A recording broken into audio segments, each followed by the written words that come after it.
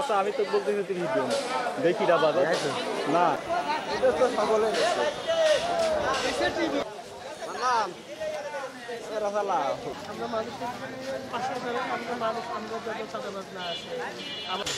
আমরা ভ্যানের সামনে ইনশাআল্লাহ দাঁড়িয়ে যাব। লোগো সম্বলিত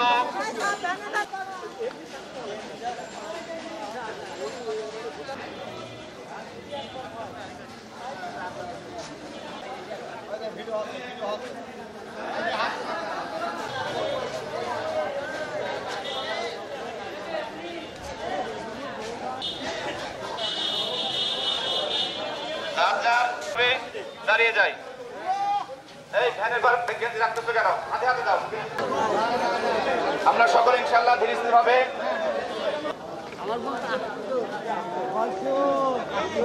এখন পরে এখন কাজ করি।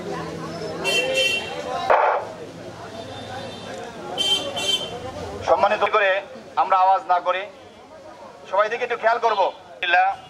সমস্ত প্রশংসা আল্লাহ তাআলার জন্য। ঐতিহ্যবাহী বড় মসজিদ ঈদগাহ ময়দানে হবেন কুমারখালী খুকসা গণমানুষের কুমারখালী খুকসা 4 আসনের এই দানের মধ্যে রয়েছে হিন্দু ভাইরা, তার থেকে অনেক উপকৃত হয়ে চালক, রিক্সা চালক, অটো, সিএনজি। আর ওনাকে যদি সংসদে কথা বলার মতো সুযোগ দেয় ইনশাআল্লাহ আল্লাহ তাআলা কবুল করুন। আমি আজকের কথা ভূমিকা নয়, আজকে এখানে আপনারা যারা উপস্থিত হয়েছেন, আসসালামু আলাইকুম রাহমাতুল্লাহি ওয়া বারাকাতুহু। সবাই ভালো আছেন? যে অসুস্থ আছে, যে সুস্থ আছে, ওই বোঝে যে সুস্থতার কি নিয়ামত। এটা বড় দেখেন, ইসলামী আন্দোলন বাংলাদেশ হাত পাখা এই অধিকারটা পৌঁছাই দেওয়ার জন্য ইসলামী আন্দোলন চাই। বাকি আপনি ভ্যানে কাছে চলে যান, সবার কাছে চলে যাবে ইনশাআল্লাহ। আরেকজনকে দেন, সকলে ভ্যানে কাছে চলে যান। মেহেরবানি করে যার যার ভ্যানের পাশে দাঁড়িয়ে যাবো। 50 বছর পর আমরা ইনশাআল্লাহ চলে যাব। সকলকে ইনশাআল্লাহ এখন লাইসেন্স দেওয়া হবে।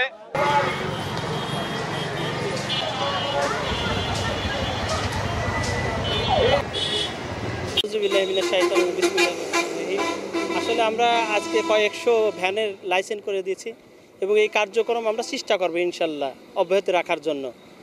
আর এটা থেকে মানুষ দেখেন, খেটে খাওয়া মানুষের অনেক খুশি হয়েছে।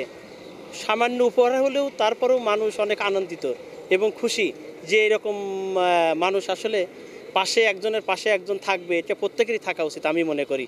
যারা বিত্তবান আছে আমি সবাইকে অনুরোধ করবো, আসেন আমরা সবাই এরকম খেটে খাওয়া মানুষের পাশে থাকি।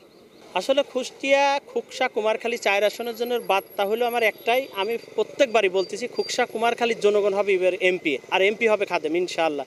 প্রত্যেকের হক প্রত্যেকের বাড়ি যাবে, এটাই আমাদের মূল লক্ষ্য উদ্দেশ্য, এটাই আমাদের বার্তা।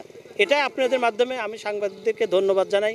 আপনারা যে এত কষ্ট করে আইছেন এবং আমাদের সাথে আছেন, আপনারা চেষ্টা করবেন যেন এই বার্তাটা মানুষের দ্বারে দ্বারে পৌঁছা দেওয়ার জন্য, যে এইবার খুকসা কুমারখালীর জনগণ হবে এমপি আর এমপি হবে খাদেম ইনশাআল্লাহ।